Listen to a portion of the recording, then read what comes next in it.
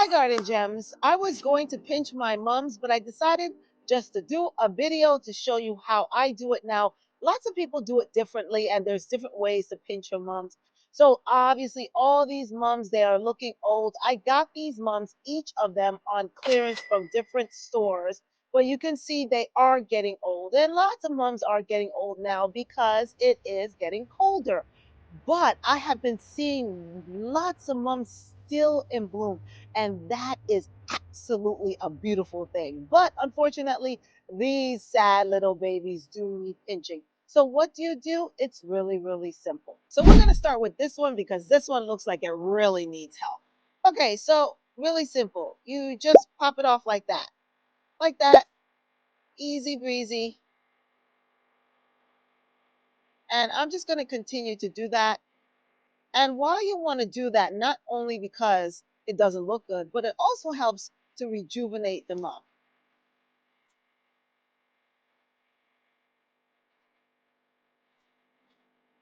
And you may think that this mum is dying, but it isn't dying. Again, it is changing of the seasons, so it is getting colder. So it's actually going into dormancy, and that is a good thing because you want the mum to rest and rejuvenate for the spring.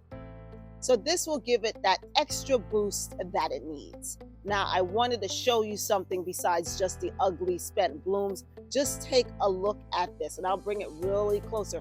That's a sign that this mum is still good. It still has lots of buds. So if you pop off and remove the old blooms, it will get these new blooms and encourage them to finally start to blossom.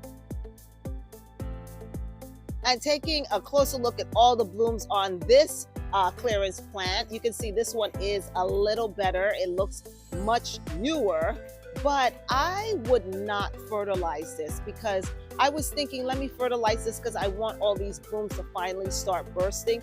But since it is fall and it is going into the winter, you don't want to fertilize your mum because you want to actually put them to sleep, because if you do fertilize it, that will promote all this growth, and it can actually do more harm than good. So the bottom line, if you do still have buds on your mums, don't fertilize. You could fertilize and just go for it, but if you want to keep your mum for the next season, then I would not fertilize. If you just want to have it as a beautiful decoration on your porch, patio, or on your lawn, and you don't mind just tossing them away and you still have buds, then go ahead, fertilize.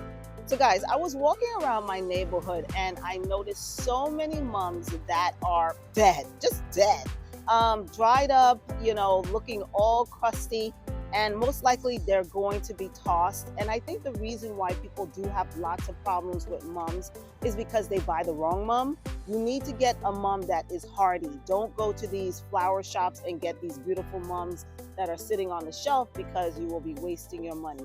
Try to go to a more nursery or a big box store where they have these hardier mums. And again, look at the label to see if it does deal with freezing cold weather. Another reason why some people have problems with mums is because of two things: overwatering and underwatering. That's right, overwatering and underwatering. Some people overwater their mums, and you can always tell when a mum is overwatered because their flowers get droopy, their stems will start to get limp, and that's a sign of overwatering. This mum is not overwatered. This mum is just old, okay? That's the difference. This mum is not overwatered, it's just old. Now, when you underwater, it will also look the same way. But I tend to underwater mums because if you underwater, you can always water it. If you overwater, that is the worst thing to do for mums. Why? Is because you actually possibly could kill the roots. That's right, you leave all the roots clogged with water, and the mum won't be able to get all that nutrients back to the flower. So if you're going to do anything, it's best to underwater, never overwater. So this mum is looking a lot better than it was looking before. Okay, I didn't say beautiful, I said a lot better. Remember, this is a clearance mum. I got it half price, so what do you expect? But another thing I have noticed when it comes to watering and this is a really good hack, how to tell whether your potted plants need watering, just pick up the plant. That's right. If it is light, then it needs to be watered. If the pot is heavy, that is an indication that you should not be watering, and you should skip the watering for at least 1 to 2 days. And that goes for any potted plant.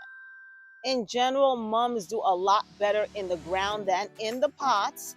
They do tend to turn quicker brown when they are in the pot. So if you do have a potted mum, you can leave it in the pot. But if you want to salvage your potted mum and possibly get it back for next season, what I would do right now is to put it in the ground. You still have time, depending on where you live. If you live in Canada or the colder climates, you may be running out of time. Time is ticking, baby. Time is ticking. But if you live in a warmer climate like 7B and maybe 6, you still have time before it freezes. So put it in the ground and hopefully your mom will come back. I have a video on my channel showing you exactly step by step how to put these babies in the ground. So you want to check that out. So aren't you happy that you stuck around? Because this is the star of the show. I got some ornamental cabbage, and this will be the first time that I will be putting ornamental cabbage in my garden. So if anybody has any tips or tricks or secrets to share with me, they are just so adorable. And from what I understand, ornamental cabbage gets even brighter during the cooler weathers. So I can't wait. And I got this one. This was on sale. Look how cute that is in this little miniature pot. Oh my God, it's so adorable. And I scored big with this one because this one has 2 of them. So I snagged that one. This was only $5 each. And guys, this is so cool. I got this from Home Depot. This is the first time I saw something like this. It's a huge basket. Just take a look at this. Oh my God. I got it on clearance. This was about $20, and this is what's inside. These beautiful daffodils. Isn't that the most beautiful thing you've ever seen? Oh, yes. And it's so much more cuter than that ugly netting that they have. And this, I got it as a Home Depot. Let me tell you something. Not all Home Depots are created equal. I went to one in New Jersey, and their flower section was off the charts compared to the one that I live next to. So yes, I'm so happy. So all these daffodils, I think there are about 50 of them. I'm going to be planting them this season. And last but not least, I got these alliums, gladiator alliums. I had them before and I need to get more. I had the purple sensations. They're too small. These are the big ones. You have to put them in full light. They get to be 36 to 44 inches tall. These are the tall ones. You can see there are 3 of them, and this was also half price. This was originally $14.98 and it was down to $8, maybe around $7. So woo, I am going to be a very busy beaver this fall. So all of this stuff I'm going to be planting in my garden. So guys, thank you so much for joining me here on my channel, The Determined Gardener. Don't forget to like this video, join the fam, and share it with your family and friends. And why don't you just join the family? If you have been watching my videos and if you like it, just join the family, Again, thank you so much for watching and keep on walking.